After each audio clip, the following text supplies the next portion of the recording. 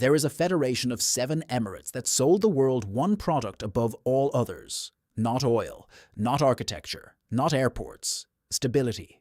The United Arab Emirates. Abu Dhabi, with its sovereign wealth and its Louvre and its $900 billion in assets. Dubai, with its skyline and its airport and its tax-free salaries. Sharjah, with its cultural institutions and its academic reputation, and its role as the quiet, affordable alternative for the hundreds of thousands of professionals who could not afford to live in Dubai.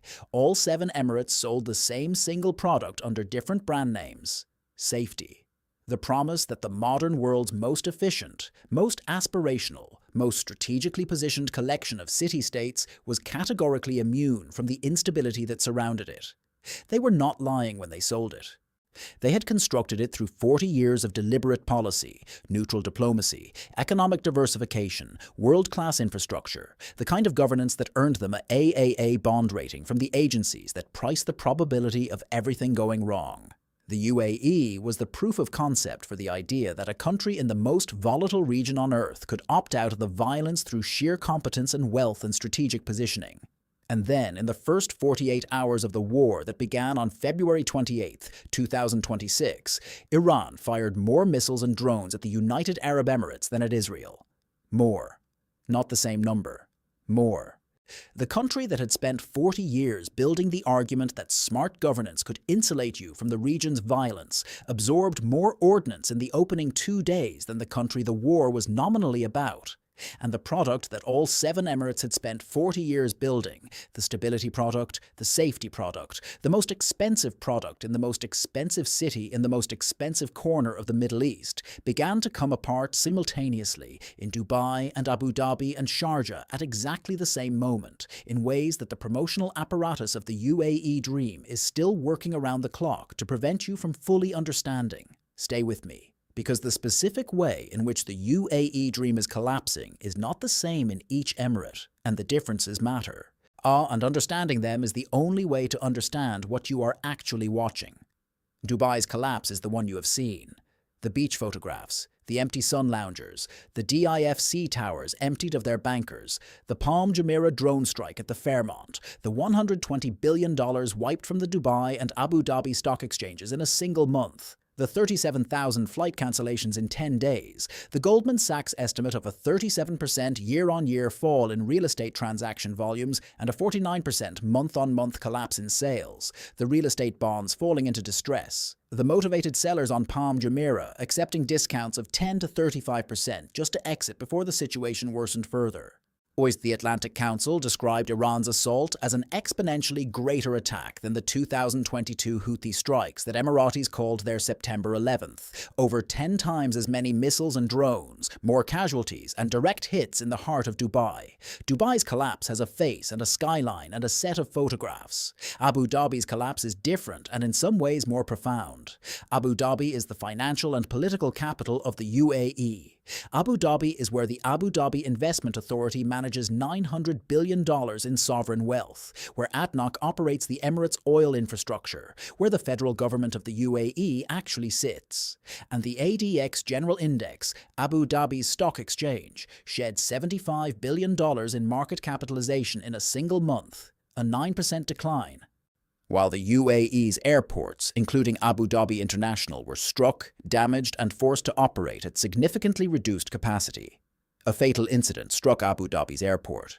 Intercepted ballistic missiles produced falling debris over Abu Dhabi that killed 2 people and injured 3, bringing the national death toll to 11. Abu Dhabi's sovereign wealth is intact and provides what AGBI analysis accurately describes as a near-limitless fiscal buffer. $1.8 trillion across the UAE's sovereign wealth funds, roughly 4 times total UAE GDP. But the fiscal buffer is not the product being sold. The product being sold is stability. And the images of debris falling over Abu Dhabi and killing civilians in a city where civilians were not supposed to face that kind of risk have priced the stability product at a different level than it was priced on February 27th. Sharjah's collapse is different again. Sharjah is where the middle-class workers who cannot afford Dubai actually live. It is the commuter emirate, the affordable alternative, a 20-minute drive from the prosperity of Dubai, governed under stricter social regulations, home to universities and cultural institutions, and the hundreds of thousands of people who serve the Dubai economy from across the emirate border. On March 1, 2026, smoke rose over Sharjah following reported Iranian attacks visible in Reuters photographs that circulated globally.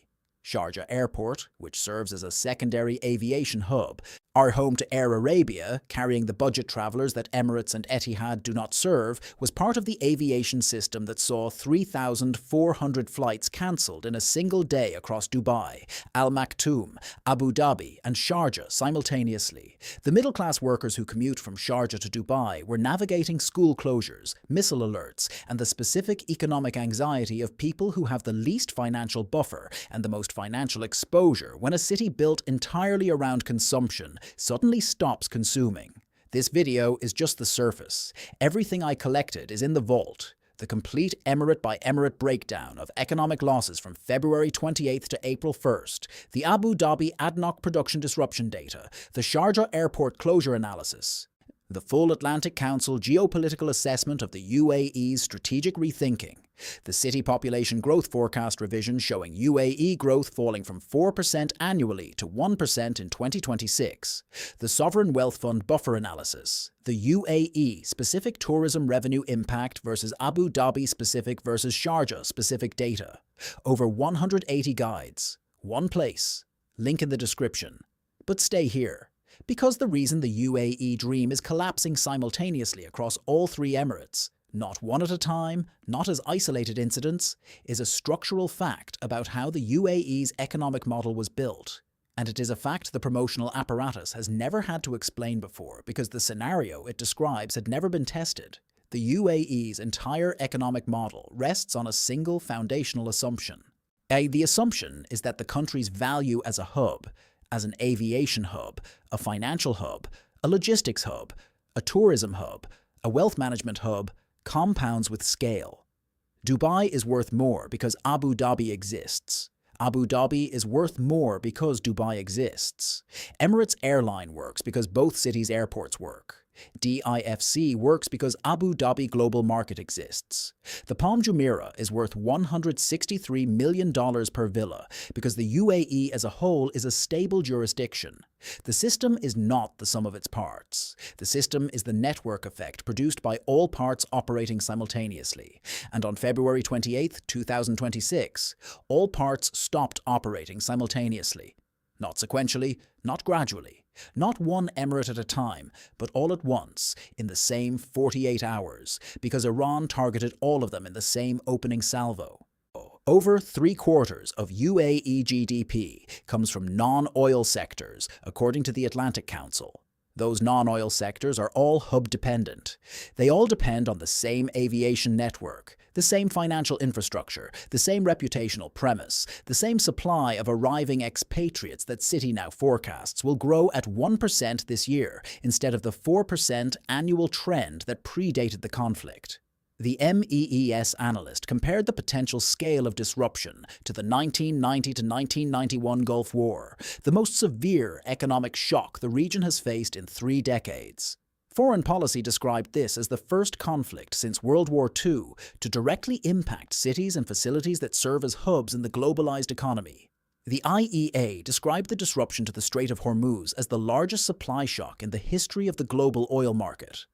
These are not fringe assessments. These are the institutional anchors of economic analysis describing the UAE's situation in the most extreme historical terms available. Now, I need to be honest with you, because the evidence requires a distinction that matters. The UAE's sovereign wealth buffer is real. $1.8 trillion in sovereign wealth funds, $900 billion in Abu Dhabi's funds alone, is not a paper number. It is deployable capital that can finance government spending, recapitalize banks, support state-owned enterprises, and absorb years of revenue shortfall without triggering the kind of collapse that smaller, less capitalized economies would face in this scenario. The UAE is not going to run out of money. The UAE's credit rating is intact. The UAE's fundamental infrastructure, its roads, its power grid, its desalination plants, its hospitals, has not been destroyed. The people running the UAE are among the most competent and experienced policymakers in the region, with a track record of crisis management that includes the 1990 Gulf War, the 1998 oil price collapse, the 2008 global financial crisis, the Arab Spring, and COVID-19. They survived all of it. They recovered from all of it. The fiscal buffers they built precisely for moments like this one are the reason the collapse of the UAE dream does not mean the collapse of the UAE state. What it means, what is actually happening, is a repricing. The product was priced at a level that reflected the belief that stability was permanent and guaranteed and immune to the geography of the Persian Gulf. The product must now be repriced at a level that reflects the reality that the geography was always there. The proximity to Iran was always 200 kilometers. The Strait of Hormuz was always the economic artery that could be throttled, and the gentleman's agreement between Abu Dhabi and Tehran that had kept the peace since the Houthi attacks of 2022 turned out to be worth exactly as much as a gentleman's agreement with a government fighting for its existence under US-Israeli bombardment. The Emirati diplomat Anwar Gargash, one of the key architects of UAE foreign policy, said it plainly. The targeting of Gulf states confirmed the narrative of those who see Iran as the primary source of danger in the region. He was not saying the UAE would not survive. He was saying the narrative that had previously kept the danger off the price tag had now been confirmed as insufficient. And when the narrative is repriced, quote, all 7 Emirates get repriced simultaneously because all 7 Emirates were selling the same story. Dubai, Abu Dhabi, Sharjah, same story. Same repricing, same morning. Subscribe and share this with someone who believes that one Emirates collapse is a local story. The next vault opens soon. What is inside is even heavier.